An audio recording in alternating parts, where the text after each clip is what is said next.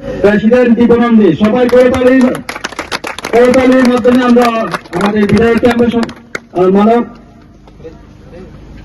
এখন আমরা বিদ্যাসাগর পঞ্চায়েতের তরফ থেকে রতন রায়কে আমরা আমাদের বিধায়ককে ফুলের মালা পড়ার জন্য আমরা অনুরোধ রাখবো।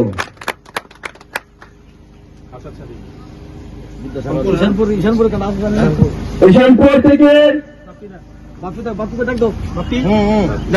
থেকে বাপ্পিকে আমরা আমাদের বিধায়ককে ফুলের মালা পরিয়ে দেওয়ার জন্য অনুরোধ রাখবো।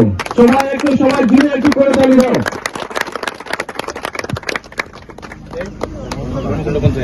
বনতলা পঞ্চায়েতের কালো পান্ডা থেকে ফুলের মালা আমাদের বিধায়ককে পরিয়ে দেওয়ার জন্য অনুরোধ রাখবো।